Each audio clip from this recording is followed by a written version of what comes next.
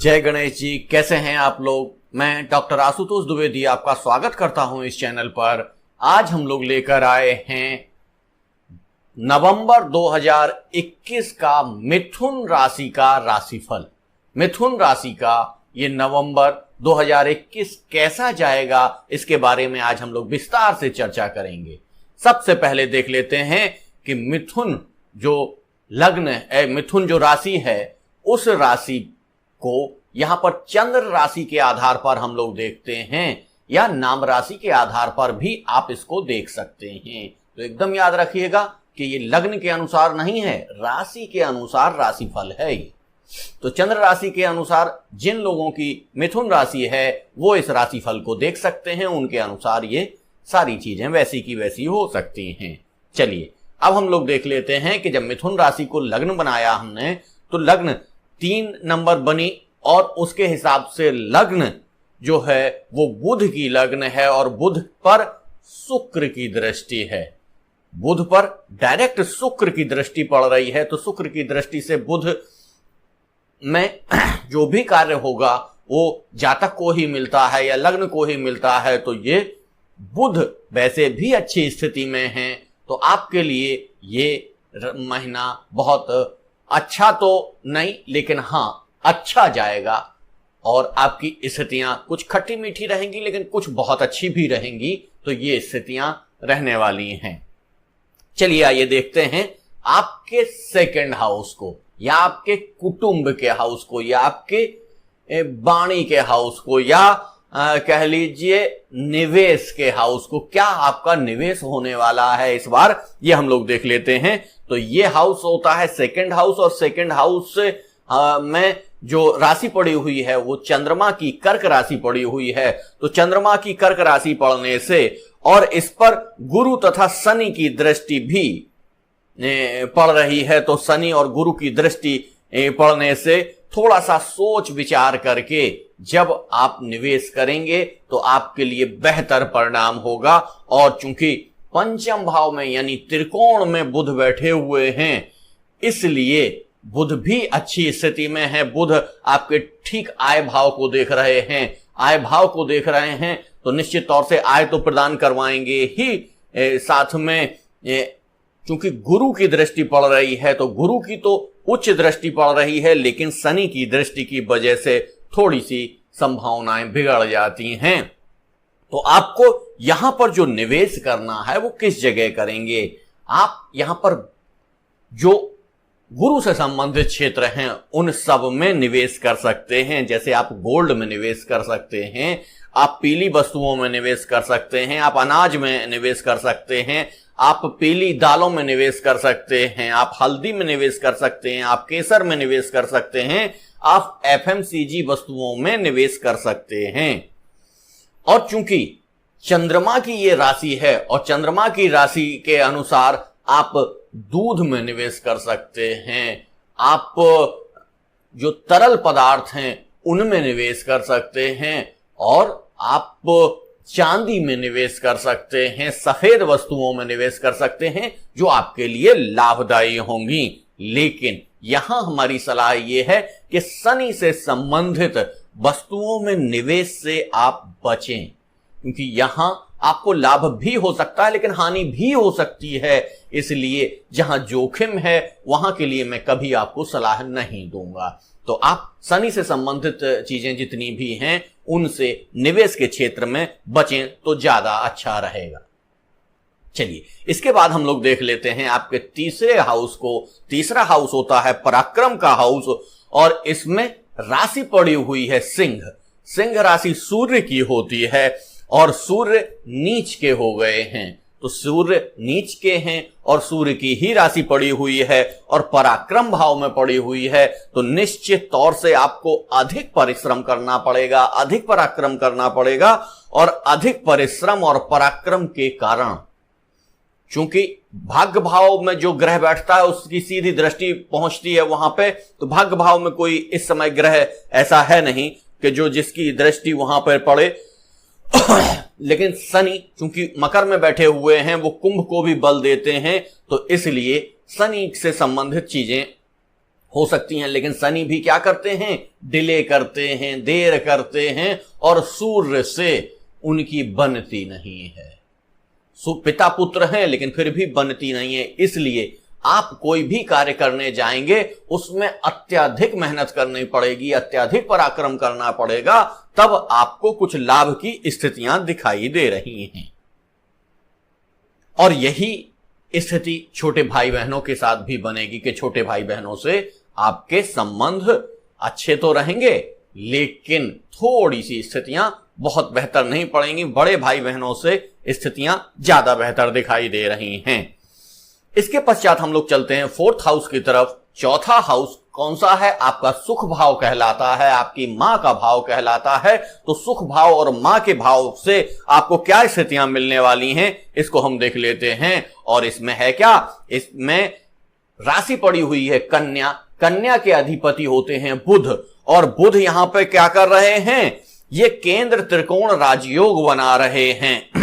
दोनों केंद्रों के मालिक होकर ये त्रिकोण में बैठे हुए हैं, तो केंद्र त्रिकोण राजयोग बना रहे हैं, बुध आदित्य योग बना रहे हैं। तो इतनी सारी चीजें ये यहां पर बना रहे हैं, इसलिए सुख तो आपको, पारिवारिक सुख तो मिलेगा ही। आपकी मां से आपके संबंध बहुत अच्छे रहेंगे, लेकिन इस पर गुरु की दृष्टि भी पड़ रही है। तो गुरु की दृष्टि तो अच्छी है, गुरु की दृष्टि तो अच्छी है, लेकिन वहीं राहु की भी दृष्टि पड़ रही है। तो राहु की दृष्टि पड़ने से कुछ समस्याएं, कुछ बाधाएं निश्चित तौर से उत्पन्न होंगी। इस त्योहार के मौसम में कुछ लोग ऐसे भी आ सकते हैं जो आपके खिलाफ षड्यंत्र कर सकते हैं, या आपसे थोड़ा जलन रख सकते हैं, या आपको कुछ नीचा दिखाने का प्रयास कर सकते हैं। आपके पारिवारिक लोग ही हो सकते हैं, इसलिए उन लोगों से थोड़ा सा बचने की आवश्यकता है। इसलिए यहां खट्टे मीठे अनुभव का आपको समावेश देखने को मिलेगा। मां से अच्छे संबंध रहेंगे, लेकिन पिता से संबंधों की स्थितियां उतनी अच्छी नहीं रह सकती हैं। इसलिए पिता का सम्मान करें, पिता की बात मानें। पिता यदि कोई चीज कह रहे हैं तो उस पर ध्यान दें और देखते ही रिएक्ट ना करें, क्योंकि हो सकता है वो कोई बात कह रहे हो, आपके विपरीत हो वो बात, और वो बात आपके भले के लिए ही हो, लेकिन आप तुरंत रिएक्ट करके ऐसी स्थिति पैदा ना करें जिससे घर के सुख में कलह उत्पन्न हो सके। तो ये सारी चीजें बनी हुई हैं आपके फोर्थ हाउस के लिए। चलिए अब हम लोग देखते हैं फिफ्थ हाउस को। फिफ्थ हाउस क्या है? आपकी शिक्षा का है, संतान का है, रिलेशंस का है ये भाव। तो ये सबसे इंपॉर्टेंट भाव होता है, और इसमें जो भी ग्रह बैठते हैं वो सीधे आय भाव को देखते हैं। तो आय भाव को देखने के कारण ये पंचम भाव बहुत ही इंपॉर्टेंट हो जाता है। तो इसलिए चलिए आइए पंचम भाव को देख लेते हैं। पंचम भाव में जो राशि पड़ी हुई है वो है तुला, और तुला के अधिपति होते हैं शुक्र। और इस तुला राशि में इस समय तीन ग्रह बैठे हुए हैं। मंगल बैठे हुए हैं, सूर्य बैठे हुए हैं और बुध बैठे हुए हैं। इन तीन ग्रहों की वजह से यहां की स्थितियां बहुत अच्छी भी हो रही हैं और खराब भी हो रही हैं। चलिए देख लेते हैं कहां अच्छी हो रही हैं और कहां खराब हो रही हैं। ये केंद्र त्रिकोण राजयोग तो बना रहे हैं, क्योंकि शुक्र क्या कर रहे हैं, शुक्र त्रिकोण के मालिक हैं और केंद्र में बैठे हुए हैं, आपके सप्तम भाव में बैठे हुए हैं। तो केंद्र त्रिकोण राजयोग तो बन रहा है, लेकिन सूर्य, बुध और मंगल के वहां बैठने तथा शनि की दृष्टि पड़ने से आपके बुद्धि कौशल में तो वृद्धि होगी, आपकी अभिव्यक्ति में तो बहुत तीखापन आएगा, और आप अपनी बातों से लोगों को प्रभावित भी कर पाएंगे। लेकिन ऐसे लोग जो स्टूडेंट हैं, ऐसे लोग जो अपना नई शिक्षा प्राप्त करना चाह रहे हैं, उसमें लगे हुए हैं, तो ऐसे टेक्निकल स्टूडेंटों के लिए ये नवंबर का महीना बहुत अच्छा रहने वाला है। उनकी स्थितियां बहुत अच्छी हैं। ऐसे लोग जो किसी भी इंजीनियरिंग के क्षेत्र में जाना चाहते हैं, टेक्निकल मैंने पहले ही कह दिया, इंजीनियरिंग के क्षेत्र में जाना चाहते हैं, चाहे वो नई परीक्षा पास करके अपना एडमिशन लेना चाहते हैं, चाहे वो कंप्यूटर साइंस में लेना चाहते हैं तो उनके लिए ये क्षेत्र बहुत अच्छा होने वाला है और उनको उनके अनुसार काउंसलिंग में उनका इंस्टीट्यूट भी मिल सकता है, या कह लीजिए उनके जो क्षेत्र है, यानी कि उन्होंने पहले से जो क्षेत्र सिलेक्ट कर रखा है उस क्षेत्र में उनको एडमिशन भी मिल जाएगा। ऐसा है ये मिथुन राशि के जातकों के लिए नवंबर का माह। इसमें और चीजें भी होती हैं जिनको हम लोग देख लेते हैं कि मार्केटिंग के स्टूडेंट भी बहुत अच्छा कार्य करेंगे, म्यूजिक के स्टूडेंट भी बहुत अच्छा कार्य करेंगे और कॉमर्स से संबंधित जो स्टूडेंट कार्य कर रहे हैं वो बहुत अच्छा कार्य करेंगे। लेकिन यदि आपकी उम्र अधिक है और आपके संतान से स्थितियां ठीक नहीं रहती हैं तो थोड़ा सा संभल के चलिएगा, क्योंकि इस दौरान आपको अपनी संतान से वाद विवाद का सामना करना पड़ सकता है। ऐसी स्थितियां आ सकती हैं कि वो आपकी बात मानने को तैयार ना हो। तो आप किसी भी तरीके से बुध के बौद्धिक कौशल को प्रयोग करके अपनी चीजों को मनवा सकते हैं, लेकिन कैसे भी ऐसी परिस्थितियां मत उत्पन्न होने दीजिए जिसमें कि त्योहारी मौसम में आपके घर का माहौल बिगड़ जाए। चलिए, तो ये तो हुई संतान की सुख की बात कि संतान सुख में वाद विवाद के साथ खट्टा मीठा अनुभव आपको यहां देखने को मिलेगा ही। इसी भाव से जो युवा लोग हैं वो उनके लिए रिलेशनशिप भी देखे जाते हैं। तो रिलेशनशिप के लिए इस समय ये नवंबर का माह मिथुन राशि वालों के लिए कतई अच्छा नहीं है, क्योंकि यहां पर मंगल और सूर्य के बैठ जाने से वो इतनी गर्मी हो गई है, इतना गर्म हो गया है कि आपका पार्टनर आपको बहुत सारी चीजें कह सकता है, बोल सकता है, मतभेद हो सकते हैं, विवाद हो सकते हैं, ये सारी चीजें उत्पन्न हो सकती हैं। तो इसमें आपको अपना बचाव करके रखना है। यदि आप अपने बुद्धि कौशल का प्रयोग करेंगे तभी इन सारी समस्याओं से बच पाएंगे। चलिए, अब हम लोग सीधा चलते हैं आपके षष्ठम भाव पर, यानी रोग रिपु ऋण भाव पर। रोग रिपु ऋण भाव में क्या हो रहा है? रोग रिपु ऋण भाव में राशि पड़ी हुई है आपके वृश्चिक राशि, और वृश्चिक राशि के साथ यहां पर केतु विराजमान है और राहु की सीधी दृष्टि पड़ रही है उन पर। इसलिए केतु के बैठने से, राहु की दृष्टि पड़ने से और मंगल की राशि होने से निश्चित तौर से आपके रोग और शत्रुओं से आपको सुरक्षा प्राप्त होगी। और इस स्थिति में आप अपने त्योहारी मौसम में रोग रिपु और ऋण, अगर ऋण कोई हो भी जाएगा तो आपको लाभ देने वाला ही होगा, आपको नुकसान देने वाला नहीं होगा। ऐसी स्थितियां आपकी बनी हुई हैं। लेकिन यदि आप किसी को धन दे देते हैं तो थोड़ा धैर्य से दीजिएगा, क्योंकि वापस आने में टाइम लग सकता है। हो सकता है वो एक दिन के लिए कह के ले जाए, लेकिन वो टाइम लगेगा। तो ये आप याद रखिएगा कि यदि आपको पैसा किसी को देना है तो आप ये मान के चलिएगा कि टाइम लग सकता है, तभी आप पैसा दीजिएगा। ऐसा नहीं है कि आपको कोई कार्य है और आपने पैसा उधार दे दिया तो आप फंस जाएंगे। तो इस चीज का आप लोग ध्यान रखिएगा। चलिए, अब हम लोग देखते हैं आपके सप्तम भाव को। सप्तम भाव में क्या है? शुक्र बैठे हुए हैं और इसमें राशि पड़ी हुई है गुरु की। गुरु की राशि में शुक्र बैठ गए हैं, यानी शत्रु के घर में शुक्र बैठ गए हैं। और शुक्र जब शत्रु के घर में बैठ गए हैं तब तो कठिनाई पैदा करेंगे ही, और दाम्पत्य की स्थितियां जो होती हैं वो शुक्र के अंतर्गत ही देखी जाती हैं। सप्तम के कारक होते हैं शुक्र, तो सप्तम के कारक और सप्तम में ही बैठ गए हैं।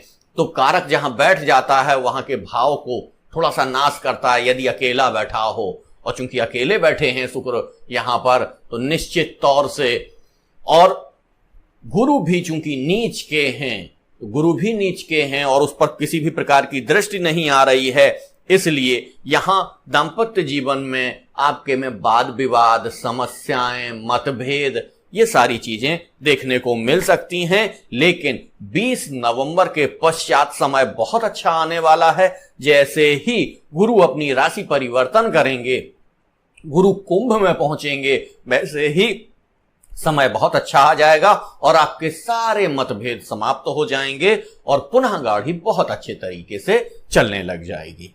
चलिए अब हम लोग देख लेते हैं आपके अष्टम भाव को। अष्टम भाव क्या है? गुप्त विद्याओं का भाव, आयु का भाव, मृत्यु का भाव, ये अपार संभावनाओं का भाव होता है। लोग इसे खराब भाव में देखते हैं, लेकिन ये अपार संभावनाओं का भाव है और इसमें राशि पड़ी हुई है मकर, और मकर में ही शनि महाराज बैठे हुए हैं। शनि के साथ साथ गुरु महाराज भी बैठे हुए हैं। गुरु चूंकि नीच के हैं, लेकिन फिर भी शनि महाराज के वहां बैठने से नीच भंग राजयोग का निर्माण कर रहे हैं। तो कठिनाई तो होगी ही निश्चित तौर से, लेकिन इसके पश्चात भी थोड़ा परिश्रम करने के पश्चात, थोड़ी कठिनाई के पश्चात आप बहुत अच्छी रिसर्च कर सकते हैं। आप गुप्त विद्याओं के ज्ञानी हो सकते हैं और आप कोई नया कीर्तिमान स्थापित कर सकते हैं नवंबर के माह में। इस नवंबर माह में हो सकता है दीपावली के दौरान जब आप पूजा करने बैठें और उस पूजा में आप गहनता की स्थिति में चले जाएं और आपको हो सकता है कुछ सिद्धियां भी प्राप्त हो जाएं। ऐसी संभावनाएं बन रही हैं मिथुन राशि के जातकों के लिए। चलिए अब हम लोग देख लेते हैं भाग्य भाव। 11 नंबर उसमें पड़ा है 9वें भाव में, और 11 नंबर भी शनि का होता है। और शनि महाराज चूंकि अपनी राशि में बैठे हैं तो ताकतवर हो गए हैं, तो इसलिए अपने अगले भाव पर भी वो थोड़ा सा प्रभाव दिखा देंगे। और प्रभाव जब दिखाएंगे, उनकी ही राशि है, तो उनकी राशि में निश्चित तौर से आपको भाग्य का उतना सहयोग प्राप्त नहीं होने वाला है, क्योंकि शनि के लिए कहा जाता है कि शनि न्यायाधीश हैं। जब तक सारी चीजों में योग्य नहीं कर देते तब तक तुरंत लाभ नहीं देते हैं। और पराक्रम भाव में भी कोई नहीं बैठा है, पराक्रम भाव में सूर्य की राशि पड़ी हुई है, तो निश्चित तौर से आपको भाग्य का उतना साथ प्राप्त नहीं होने वाला है। चलिए अब हम लोग देख लेते हैं अगले 10th भाव को, 10th हाउस को, जो व्यापार का भाव है, जो कर्म क्षेत्र का भाव है। तो इस व्यापार तथा कर्म क्षेत्र के भाव में क्या हो रहा है, क्या स्थितियां हैं? इसमें निश्चित तौर से संघर्ष की स्थितियां बनी हुई हैं, संघर्ष के साथ। लेकिन 20 नवंबर के पश्चात ये बहुत अच्छा हो जाएगा, जैसे ही गुरु अपना स्थान परिवर्तित करेंगे, क्योंकि गुरु की ही राशि वहां पर पड़ी हुई है 10th हाउस में, और गुरु जैसे ही स्थान परिवर्तन करेंगे बहुत अच्छा हो जाएगा। लेकिन फिर भी इस समय भी किन किन क्षेत्रों के लोगों को लाभ हो सकता है, वो हैं गोल्ड के क्षेत्र में जो काम करते हैं, जो सिल्वर के क्षेत्र में काम करते हैं, जो जेम्स एंड ज्वेलरी में काम करते हैं, जो अनाज का काम करते हैं, जो बिल्डिंग मटेरियल का काम करते हैं, जो ईंटे, बालू, पत्थर, वॉलपेपर, प्लाई और ये इन सब का कार्य करते हैं, हार्डवेयर का कार्य करते हैं, जो होटल, रेस्टोरेंट, लॉज इन सब का कार्य करते हैं, जो हर्बल प्रोडक्ट बनाते हैं, जो इलेक्ट्रॉनिक आइटम्स बनाते हैं, उनके लिए ये बहुत अच्छा होने वाला है। साथ में जो ट्रेडिंग करते हैं, कपड़ा का व्यापार करते हैं, जो प्रिंटिंग प्रेस चलाते हैं, जो पब्लिशर हैं, जो टेलीकॉम वाले हैं, जो मोबाइल एसेसरीज वाले हैं, जो मोबाइल बेचने वाले शॉप है, इन सारे लोगों के कार्यों में बहुत तेजी से वृद्धि होगी। और अगर इसी को हम 11th हाउस में ले जाएं तो 11th हाउस में भी राशि क्या पड़ी हुई है? मेष राशि पड़ी हुई है। और मेष राशि किसकी होती है? मंगल की होती है। और मंगल ठीक है 5वें भाव में बैठकर अपने घर को देख रहे हैं, जिससे कि बहुत सारी संभावनाएं बन जाती हैं। इन अपार संभावनाओं के कारण बहुत सारे धन लाभ की संभावनाएं यहां दिखाई दे रही हैं। किन किन क्षेत्रों से? इन्हीं क्षेत्रों से जिनमें कार्य का विस्तार हो रहा है, उन्हीं क्षेत्रों में उनमें कुछ चीजें और जुड़ जाएंगी और वो मंगल से संबंधित जितनी भी चीजें हैं सारी की सारी उसमें आ जाएंगी। माइनिंग हो गया, क्योंकि वो माइनिंग शनि से भी देखा जाता है, लेकिन माइनिंग कौन सी होती है? बालू की भी माइनिंग होती है। मोरम की भी माइनिंग होती है, तो बालू मोरम के जो काम हैं जिन लोगों के चल रहे हैं उनकी बहुत अच्छी स्थितियां आएंगी। जो गोल्ड का काम कर रहे हैं वहां से बहुत अच्छा आएगा, सिल्वर के काम से बहुत अच्छी चीजें आएंगी, जो जेम्स एंड ज्वेलरी का काम कर रहे हैं, जो अनाज का काम कर रहे हैं, जो दालों का काम कर रहे हैं, जो एफएमसीजी का काम कर रहे हैं, उन सब चीजों से यहां लाभ होता हुआ दिखाई दे रहा है। जो भूमि की परचेजिंग करते हैं, दलाली करते हैं, खरीद फरोख्त करते हैं, उनके लिए भी बहुत लाभ दिखाई दे रहा है। जो बिल्डिंग मटेरियल का काम करते हैं, कोई भी कार्य हो, सरिया बेच रहे हो, ईंटें बेच रहे हो, बालू बेच रहे हो, मोरम बेच रहे हो, कुछ भी कर रहे हो, उनके लिए ये माह बहुत अच्छा जाने वाला है। और जो वॉलपेपर लगाते हैं, जो पेंटिंग का काम करते हैं, जो हार्डवेयर का काम करते हैं, उन सब लोगों के लिए बहुत अच्छा लाभ इस मंथ में आता हुआ दिखाई दे रहा है। जो होटल का, रेस्टोरेंट का, लॉज का, हर्बल प्रोडक्ट का, इलेक्ट्रॉनिक आइटम्स का बिजनेस करते हैं, उनके लिए भी यहां अपार संभावनाएं दिखाई दे रही हैं। और 20 नवंबर के बाद तो ये बहुत अच्छा हो जाएगा आपका।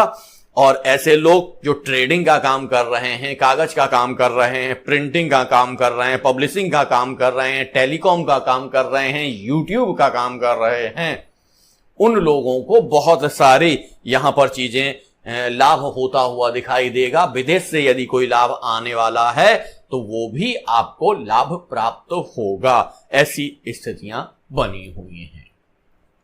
तो ये सारे सेक्टर जो मैं बताता हूं वो लगभग मैंने बता दिए हैं। कोई चीज छूट गई है तो अब आप लोग इतना सीख गए हैं कि स्वयं से रिलेट करके उसको आप मिला सकते हैं। बीच बीच में जब भी कोई ग्रह का परिवर्तन होगा, कोई अन्य चीज होगी, उसको मैं लगातार आपको बताता रहूंगा आके। हाँ, जिन मित्रों ने हमारे चैनल को सब्सक्राइब नहीं किया है तो प्लीज इसको सब्सक्राइब कर लीजिए। और यदि आपको लगता है कि ये वीडियो किसी अन्य व्यक्ति के लाभ के लिए भी हो सकता है तो उसको आप इसको शेयर कर सकते हैं। उपाय के तौर पर, क्योंकि मैं उपाय पहले बता देता था तो हमारी चीज सुनते नहीं थे लोग, तो इसको मैंने बीच में कर दिया, उपाय बाद में ले लिए। तो उपाय के तौर पर आपको केवल और केवल यहां पर उपाय करना है सूर्य महाराज का और गुरु महाराज का। सूर्य महाराज का तो सीधा है, सूर्य को अर्घ दीजिए, सूर्य को प्रणाम करिए सुबह सुबह। लेकिन गुरु महाराज के लिए स्पेशली गाय को चारा खिलाइए। गाय का जो गर्दन के ऊपर उभरा हुआ भाग होता है उसको सहलाइए, तो गुरु महाराज आपके प्रसन्न हो जाएंगे। भगवान विष्णु की आराधना करिए तो इन सारी चीजों से आपको श्रेष्ठ लाभ प्राप्त होगा। मिथुन राशि वालों के लिए ये मास अच्छा जाने वाला है। कुछ खट्टे मीठे अनुभवों के साथ बहुत अच्छा दिखाई दे रहा है। तो आज का टॉपिक यहीं तक, कल पुनः जुड़ूंगा आपके साथ। जय गणेश जी, धन्यवाद।